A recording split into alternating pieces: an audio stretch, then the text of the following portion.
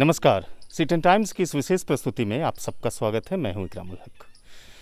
पूरे उत्तर भारत में दुर्गा पूजा बड़ी धूमधाम से मनाई जाती है और इसके पीछे कई आस्थाएं और कई मान्यताएं हैं हिंदू धर्म के अंदर में। आप ये मंदिर देख रहे हैं, ये सारथ का दुर्गा मंदिर है और कहा जाता है कि 100 से 125 साल पुराना ये मंदिर है। आप तस्वीरों में देखिए, इसकी जो बनावट है, इसकी जो जिस तरह से यहाँ पे निर्माण कराया गया, ये काफ़ी बिल्डिंग से प्रतीत होता है कि काफ़ी पुराना ये मंदिर है। हम आज बात करेंगे इस मंदिर के विषय में और मंदिर के साथ साथ आज जो दुर्गा पूजा का अष्टमी पूजा है, यानी कि 8वां दुर्गा पूजा का ये अष्टमी पूजा कहा जाता है। विशेष रूप से अलग अलग दिन में इस दुर्गा पूजा के त्यौहार में अलग अलग पूजाएं होती है। पुरोहित से हम वो भी जानेंगे, लेकिन सबसे पहले हम इस मंदिर के विषय में जानेंगे। आपके शुभ नाम से मैं शुरुआत करूँगा। जी, मेरा शुभ नाम विवेकानंद चौधरी हुआ। जी, इस मंदिर का थोड़ा इतिहास मुझे बताइए विवेका जी। हमारे मंदिर का जो प्राचीन इतिहास रहा है वो 1911 ईस्वी से प्रारंभ था। यूँ तो अगर कहा जाए तो इनका दौर जो है 18वीं शताब्दी के शुरुआत से ही माना जाता है, क्योंकि 18वीं सदी के शुरुआत में लक्ष्मी चौधरी एक चौधराइन हुआ करती थी जो भड़ोखर स्टेट में थी। वहाँ हमारी ये पूजा पद्धति सबसे प्रथम स्टार्ट हुई थी, सबसे प्रथम दौर में शुरुआत हुई थी जी, भड़ोखर स्टेट में। उसके बाद वहाँ से कालांतर में फिर बहुत परिवर्तन होने के बाद 19वीं शताब्दी के शुरुआत में हमारे पूर्वजों ने इस मंदिर की स्थापना 1911 ईस्वी में की, अयोध्या प्रसाद चौधरी के द्वारा। जी, सारथ में। और तब से लेकर अभी तक हमारे यहाँ से निरंतर पूजाएं चलती आ रही हैं। कलश स्थापना और नवपत्रिका की पूजा। इस मंदिर में तो केवल माता दुर्गा का ही पूजा हो रहा होगा। यहाँ भगवती की बहुत पौराणिक पद्धति से पूजा होती है। इस मंदिर की जो इतिहास है हमारे ऋग्वेद से ही जुड़ा हुआ है। ऋग्वेद के 10वें मंडल और 11वें मंडल में इनका वर्णन है। महिषासुर मर्दनी स्वरूप में यहाँ पूजा होती है माँ की। उसके बाद गायत्री माँ का जो हम लोग उपासक भी रहे हैं तो वो भी ऋग्वेद से ही लिया गया था। मगर लोग कहते हैं कि दुर्गा का जो पूजन है वो ऋग्वेद काल से नहीं है, परंतु ऋग्वेद काल से ही दुर्गा माँ का महिषासुर मर्दनी रूप में पूजन होते आ रहा है, जिसको हम लोग कालिका प्रणोक्त विधि से पिछले 100 वर्षों से भी अधिक रूप से मनाते आ रहे हैं। इसमें मुख्यतः 9 प्रकार के वृक्षों की पूजा होती है। उन वृक्षों की लताओं को एक साथ सम्मिलित करके एक सूत्र में बांध करके उनको महास्नान के साथ सांगोपांग उनकी पूजा तांत्रिक विधि से होती है। आज जो दुर्गा पूजा का 8वां पूजा है जी, विशेष रूप से आज किस तरह की पूजा होती है इस मंदिर में? आज की जो पूजा है वो रात्रि जागरण की पूजा है, निशा पूजा है। उपरांत फिर संधि पूजा का भी बेला होता है। लेकिन हमारे यहाँ जो अष्टमी की जो पूजा मानी जाती है ये बहुत ही उन्नत पूजा मानी जाती है, क्योंकि ये पूजा बहुत ही उत्श्रृंखलित है। मानव सभ्यता के विकास से अगर देखा जाए तो आज का जो जागरण है वो त्रिरात्रि के जागरण का फल होता है। जैसे आप शिवरात्रि को मनाते हैं जिसमें पंचरात्रि कहा जाता है। 5 प्रकार के काम, क्रोध, लोभ, मोह और मत्सर, अहंकार, इन 5 वृत्तियों का त्याग करके पूर्ण सात्विक भाव से पूजा शिवरात्रि में होता है। तो उसी प्रकार यहाँ पर 3 गुण, सात्विक, राजसिक और मानसिक, तीनों गुणों को प्रधान मान के यहाँ पर आज की पूजा की जाती है, जिसमें 3 गुण से ऊपर उठने की जो कला है आज अष्टमी के जागरण से हम लोगों को प्राप्त होता है। ऐसी बातें भी कही जाती है कि क्या इसके साथ मन्नतों का भी कोई रिश्ता है, संबंध है, जो मन्नत मांगते हो? बिल्कुल है। मन्नत हमारे मन की भावना है। मन्नत पहले है क्या, हमारे मन से जो उठने वाले विचार हैं जिनको हम भावना रूपी पुष्प रूप में अर्पित करते हैं माँ भगवती को, वही हमारा मन्नत बन जाता है। क्योंकि हम अपने सांसारिक कामनाओं की पूर्ति के लिए किसी ईश्वर को छोड़ के अन्य व्यक्ति के पास नहीं जा सकते।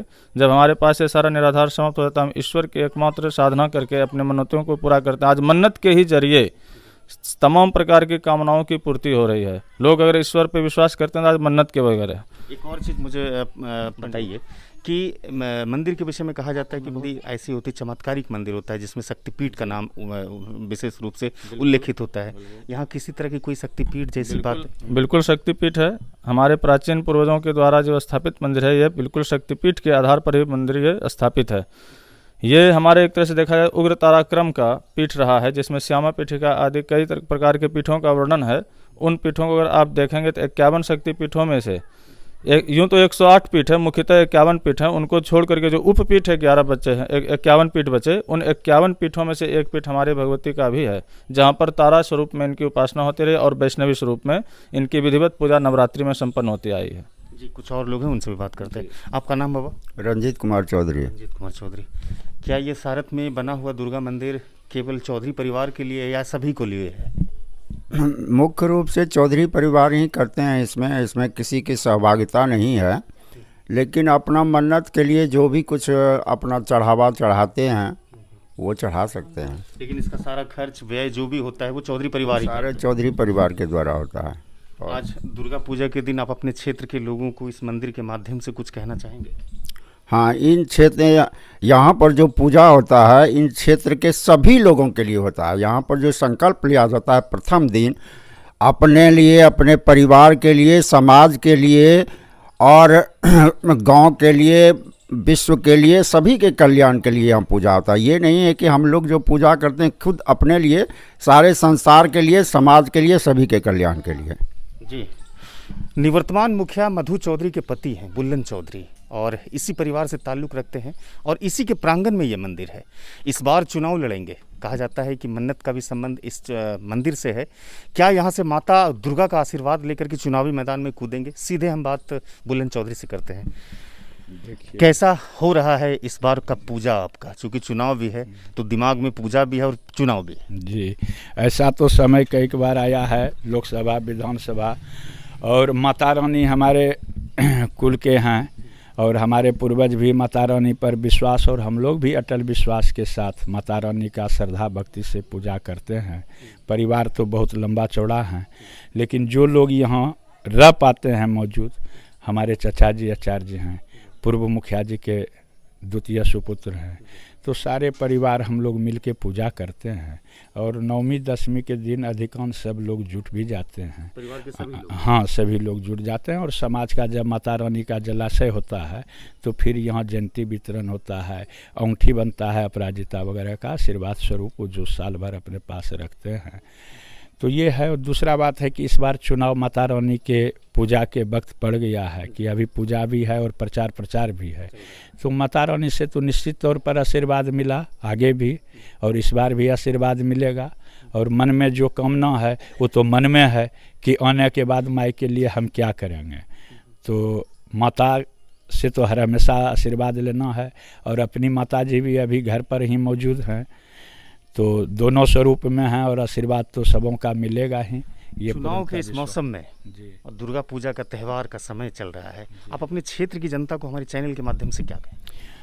आपके चैनल के माध्यम से सभी पंचायत वासियों को और भागलपुर जिला वासियों को आपके चैनल के माध्यम से बहुत बहुत दिल से गहराई से हार्दिक बधाई देता हूं इस दुर्गा पूजा के शुभ अवसर पर। और साथ ही पंचायत वासियों से आग्रह भी है आपके माध्यम से कि अगर विश्वास है मुझ पर, जो कार्य हमने किए 5 साल में, अब हमको तो कुछ बोलना नहीं है, तो सारा सरजमीन पर है। अगर जनता को इच्छा होगा कि न इनका ज़रूरत है तो वो खुद बढ़ चढ़ करके भाग लेंगे और ले रहे हैं। और आशा है कि आगे बार से भी अधिक मात्रा में वोट मिलेगा। और आप भी सर्वे कर रहे हैं, 3 भाग में विभक्त है ये मेरा पंचायत, 2 पंचायत होना चाहिए, जिसमें कि डहरपुर तो सारत के साथ डहरपुर ऐड हुआ। पहले डंडा बाजार जुड़वाए तो ऑटोमेटिक कट गया, तो डहरपुर ऐड हुआ। तो जनसंख्या के आधार पर आप डहरपुर को देख रहे हैं, वो तो स्वतः अलग होना है। सारत का 1952 में स्थापना हुआ है पंचायत में, जो इनके पिताजी थे हमारे दादाजी स्वर्गीय उपेंद्र नाथ चौधरी, 1952 में। और 1952 से वो 1967 तक 3 टर्म मुखिया रहे थे, जो उनका अच्छा रेफरेंस था। उसी रेफरेंस पर हम इस परिवार के होने के नाते हम आए, तो हमने भी ऐसा ही कुछ किया कि न समाज को गाली सुनना पड़े और न हमारे पूर्वजों को कुछ सुनना पड़े। उसी तर्ज पर हमने काम किया कि आगे अगर हम नहीं भी आएंगे तो जनता कल फिर हार हुर के इस परिवार से कल कोई भी अगर यदि दायित्व संभालने के लिए तैयार होगा तो ऐसा काम किया कि उनको फिर जगह मिलेगा और विश्वास लोगों ने जताएगा। हम यही काम किए हैं। बाद बाकी विरोधी हैं, हर जगह लोग बोलते हैं। डहरपुर में भी आपने लिए बगैर हमको इन्फॉर्मेशन का, आपको वहाँ क्या रिजल्ट मिला आप जान रहे हैं। डंडा बाजार वहाँ 2 उम्मीदवार, डंडा बाजार 2 उम्मीदवार हैं, दोनों वहाँ लड़ेंगे, आगे भी लड़े थे, इस बार भी लड़ेंगे, कोई नई बात नहीं है। तो हम इससे घबरा नहीं रहे, हमारे लिए और अच्छा बात है। तो चलिए, और आपके माध्यम से ये फिर कहना चाहता हूँ कि गांव हो पंचायत का, सबसे पहले तो मेरा गांव, हम जब 4 बार चुनाव लड़े तो गांव में हमको एब्सोल्यूट मेजॉरिटी में वोट दिया, चाहे चुनाव हारे या जीते। और इस बार भी आशा है कि नींव मजबूत है, अब मंजिल बनने को जा रहा है। अगर मंजिल की तैयारी करना है तो हमारे ग्रामीण एक सूत्र में बंद करके जैसे किए थे आगे, उससे भी बढ़ चढ़ के करेंगे, ये मेरे आशा है। और माँ से भी कामना करते हैं कि सद्बुद्धि सबों को ऐसा दीजिए कि फिर से हमारे साथ जुड़े रहे। और माता रानी जी, एक और शख्स हैं, इसी परिवार के रहने वाले हैं और आज मंदिर के प्रांगण में हैं, हम उनसे भी बात कर लेते हैं। मंदिरों के विषय में जान लिया, सियासत के विषय में जान लिया। क्षेत्र में चौधरी परिवार का, इस पूरे क्षेत्र में पंचायत में चौधरी परिवार का किस तरह से पकड़ है, किस तरह से योगदान है सामाजिक बदलाव को लेकर के? पहले तो माता रानी को प्रणाम करके हम सभी गाँव वासियों, समाज वासियों, शहर वासियों को आशीर्वाद देते हैं। चौधरी परिवार का यहाँ पर पकड़ 1952 से ही रहा है। जो हमारे चाचा जी स्वतंत्र भारत के प्रथम मुखिया उपेंद्र नाथ चौधरी थे, और मैं राजनीतिक कार्यकर्ता के रूप में पिछले 20 साल से स्वास्थ्य के रूप में काम कर रहा हूँ। हमारे मुखिया जी बगल में हैं। क्षेत्र से या भागलपुर शहर से या जहाँ से भी किसी भी समस्या का कारण बनता है तो हम जो है उस पर तुरंत पहल करते हैं। स्वास्थ्य विभाग में हम चूँकि बहुत दिन से काम कर रहे हैं। स्वास्थ्य में किस तरह से आप योगदान कर रहे हैं?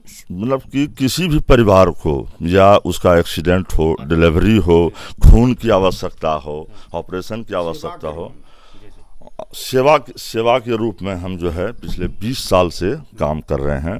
भागलपुर में हो या दिल्ली में उसका इलाज कराना हो तो मुखिया जी जब भी यहाँ पर किसी के बारे में बोलते हैं तो मैं तुरंत हॉस्पिटल में जा कर के उसका निःशुल्क सेवा करता हूं और उसको पूरी तैयारी के साथ घर भेजता हूं। कहीं किसी तरह कोई बात नहीं। अक्सर सभी समुदाय में जो त्यौहार होता है तो त्योहारों में लोगों को शुभकामनाएं देते हैं, आशीर्वाद देते हैं और उसके लिए बधाइयां देते हैं। पंचायत चुनाव नज़दीक है, आपके परिवार के सदस्य इस बार चुनावी मैदान में हैं, निवर्तमान मुखिया भी हैं। आपको क्या लगता है कि इस बार रास्ता कितना आसान है? हम तो समझते हैं कि यह रास्ता आसान है। हमने जितना काम किया है आज तक किसी ने भी इस पंचायत में काम नहीं किया। और सबसे बड़ी बात है कि हम तो बहुत जगह पंचायत चुनाव को देखते हैं।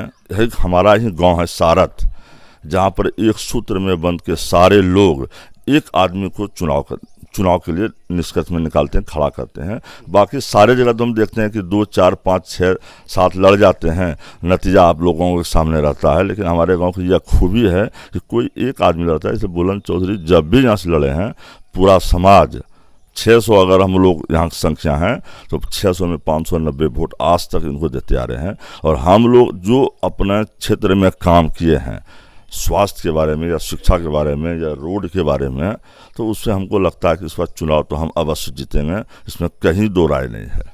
आप तमाम लोगों का शुक्रिया, बहुत बहुत शुक्रिया।